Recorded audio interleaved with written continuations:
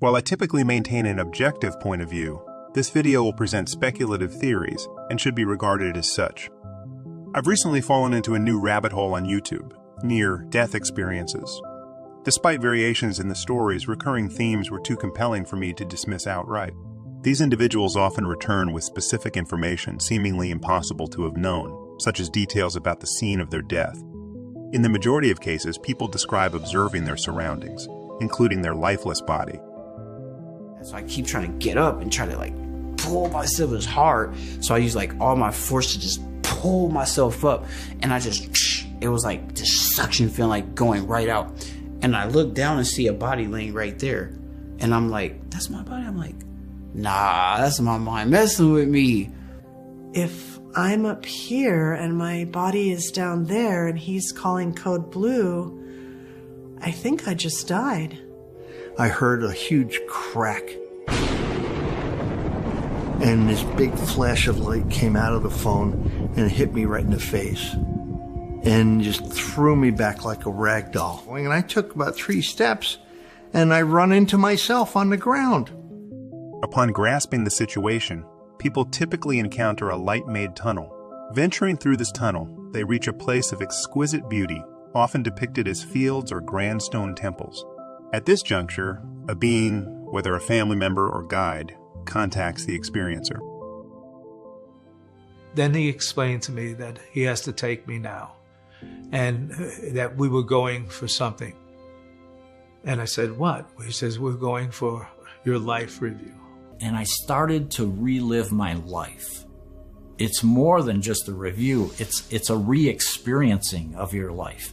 And I got to see it from not only my perspective, but everyone I'd ever interacted with. You re-experience things that you've done to other people. Let's say there's a situation and you were curt or rude to somebody. You're going to feel their hurt feelings, or you're going to feel their joy when you've done something nice.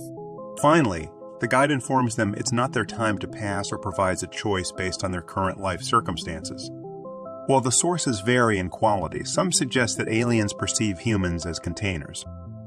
What is your theory of the reasons why aliens come to Earth and leave? Bob read something really strange and disturbing in the briefings that we have no place to put it, that they referred to human beings as containers, which is the weirdest thing you could ever hear. This is something that was read in the briefings. He has no other information about it. These beings said that man was the product of externally corrected evolution. They said that man, as a species, had been genetically altered 65 times. They refer to humans as containers, yet I don't know what we're containers of.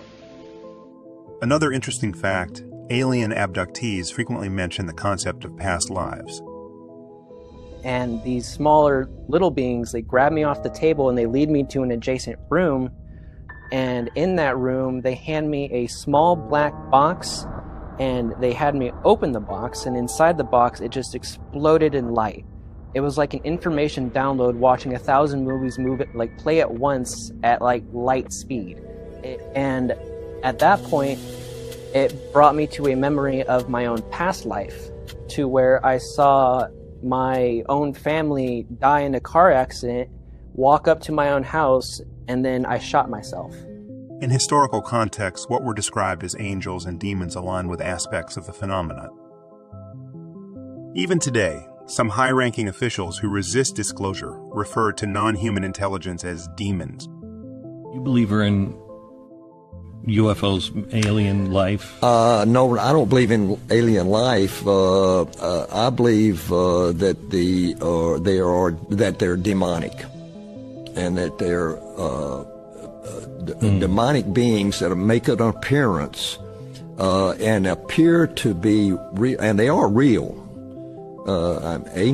Satan, Bible says, Satan can appear as an angel of light. So they can appear, and so nothing human can make a 90-degree turn at 3,000 miles an hour and survive. And so they have these, and I think the purpose is to draw you away from the real God and say, look at us, and this is where you ought to be because we are superhuman. My perspective differs. I speculate that more evolved life forms might possess a superior understanding of consciousness and the fabric of the universe. Perhaps they view us as actors in a global consciousness.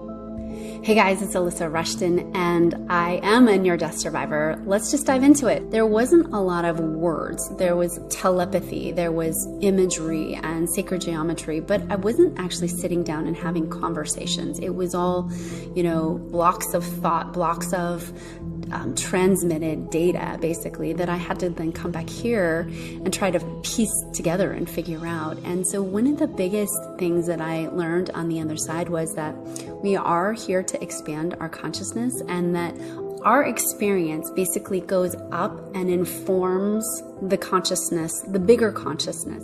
One of the best documented cases of face-to-face alien contact occurred in Virginia, Brazil, in 1996. Often referred to as the Virginia UFO incident.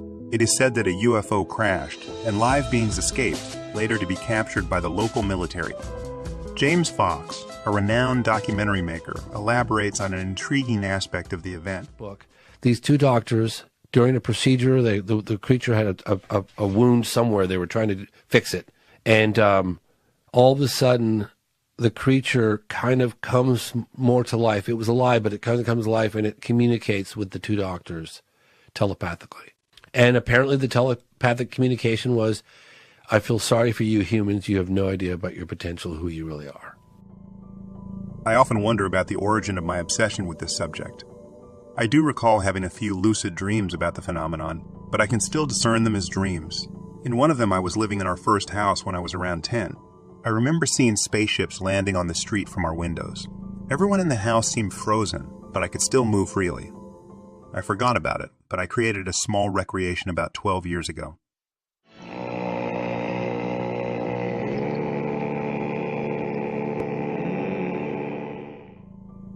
In another one, I was living where I currently am, in a modern condo at the top of a tower. I remember seeing a bright light coming from outside in dead silence. I recall nothing more. The third one felt more fictional. It seemed to take place in the future. I wish I had written that one down on paper, but the gist of it was this. 3 gray aliens came to me to announce their presence on Earth. The beings made requests for us to stop destroying the environment. They didn't seem hostile, but they asserted to me and everyone that they were already present on this planet. Sadly, humanity could not keep up with their demands, so we, as humankind, took off to the woods, abandoning our infrastructure. You're probably wondering where I'm going with this. But bear with me. I will tell you about one last dream not related to the UFO phenomenon. I dreamt of being in my grandmother's house with friends. We were moving furniture out and redecorating. In the dream's conclusion, a friend, while painting, exclaimed, "This place is haunted."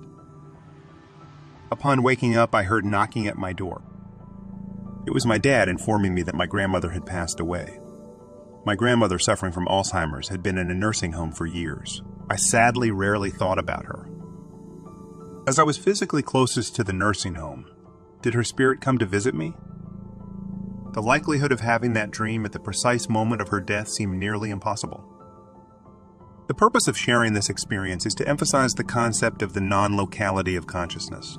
Personally, it shook my perception, as I've always been a very materialistic and nuts and bolts kind of guy. The idea that consciousness can detach from its host still seems surreal to me. But if that's the case, aliens thousands or millions of years ahead of us in evolution would most likely understand a lot more about it. It was almost like, and the best way I can describe this to you is, if you've ever seen one of those movies where there's a person sitting behind the security cameras and they're looking at all these security cameras on a screen, I got to see some amazing stuff that I don't even have human words for. Different planets, different realities, different civilizations, different timelines. I finally see this one orb-like energy that I felt really drawn to and attracted to, and it is basically the planet Earth. And now you have to remember, I was bouncing around all of these different places that were people's experience on Earth and also other places, right? Not just Earth, alien civilizations. Knowing how ChatGPT uses its interactions with users to perfect itself, would it be plausible that we are living in a simulation or a universe that feeds off life to gain knowledge? Whenever I hear these accounts of near-death experiences, The one thing that comes to my mind is a video game lobby before you launch a new game.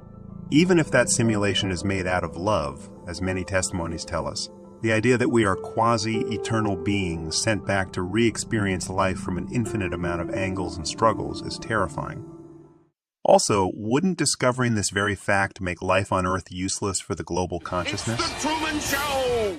Are some aliens monitoring Earth to make sure we keep our experiences naive and valuable? To finish this video on a positive note, I will say that the idea that we are all the same entity living through different limitations really resonates with me. As we are closing in on the holidays, try to think of that when your drunk uncle or toxic aunt says something that offends you. Give them the benefit of the doubt. You might learn something, and indirectly, we all will.